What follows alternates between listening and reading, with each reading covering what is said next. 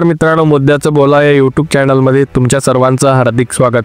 धनगर समाजाचा लढा हा केवळ आरक्षणापुरता मर्यादित नाही, तर तो स्वाभिमान, अस्तित्व आणि खरी ओळख निर्माण जपण्यासाठीचा संघर्ष आहे।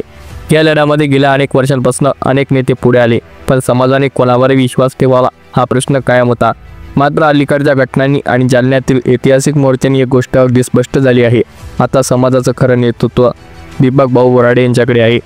बोराडे यांची लोकप्रियता जालन्यात झालेल्या मोर्चाने सर्वांना धक्क केलं। लाखोंची गर्दी, हजारो युवक युवती, महिला आणि वयोवृद्ध यांचा एकच जयघोष, दीपक भाऊ बोराडे जिंदाबाद।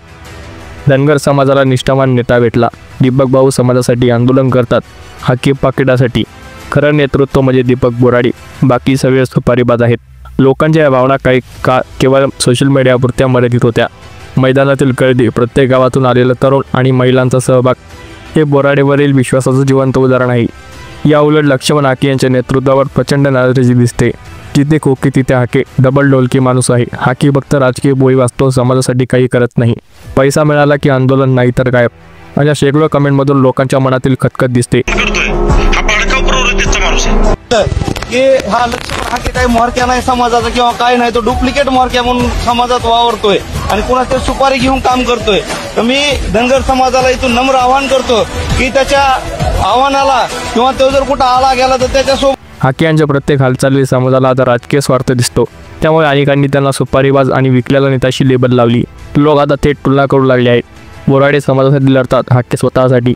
बोराडेंना गर्दी मिळते, हाकेंना शंका। बोराडेंना निष्ठावंत आहेत, हाके दिशाभूल करतात। ही तुलना म्हणजे समाजाचा बदलला दृष्टिकोन। पूर्वी जिथे हाकेंना मोठं समर्थन मिळायचं, तिथे आता जवळपास संपलं आहे। त्यांच्या विरोधात निर्माण झालेली नकारात्मक प्रतिमा दिवसेंदिवस वाढते आहे। काही महत्त्वाचे मुद्दे वारंवार येतात। निस्वार्थ नेतृत्व, बोराडे समाजासाठी झटतात आणि स्वतःसाठी नाही। जालन्यातील मोर्चा, लाखोंची गर्दी म्हणजे त्यांच्या नेतृत्वाचं सर्वात मोठं प्रमाणपत्र। समाज हा एसटी आरक्षण मागतोय आणि आमचे हाके साहेब मराठ्यांच्या ओबीसीच्या आरक्षणाच्या आड येत आहे।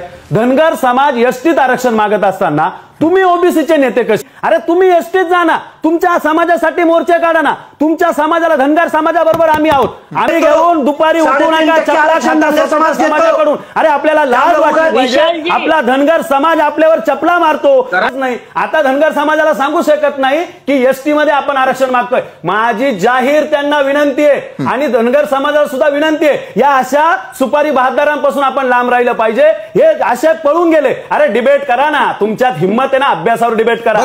जनतेचा विश्वास, प्रत्येक गाव, प्रत्येक तालुक्यातील लोकांनी त्यांना खरं नेता मानलं आहे। संघर्षाची तयारी, बोराडे कुठल्याही परिस्थितीत समाजाचा आवाज उठवायला मागे पुढे पाहत नाहीत। नक्कीच अजून काही लोक हाके यांना समर्थन देतात, पण तो आवाज फारच कमी झालाय। उलट बहुसंख्य लोक बोराडेंच्या मागे उभे राहून म्हणतात, धनगर समाजाचं खरं नेतृत्व आता बोराडेंचं आहे। एकाने लिहिलं, जालन्यात लाखोंची गर्दी सिद्ध करतं की बोराडेच एकमेव नेतृत्व आहे। हा बदल समाजाच्या मनात खूप मोठा आहे। लोक आता पोकळ भाषणापेक्षा प्रत्यक्ष कृतीकडे पाहतात।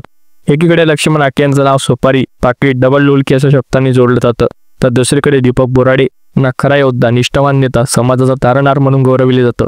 मित्रांनो, धनगर समाजानं अनेकदा फसवणूक अनुभवली आहे, पण आता समाज जागा जर आहे। त्यांना आता नुसती भाषणं नको आहेत, त्यांना हवी येते खरे लढावे नेते। आणि म्हणून संपूर्ण समाज एका मताने म्हणतो, धनगर समाजाच्या भविष्यासाठी, आरक्षणासाठी आणि स्वाभिमानासाठी नेतृत्व फक्त दीपक भाऊ बोराडेकडेच आहे।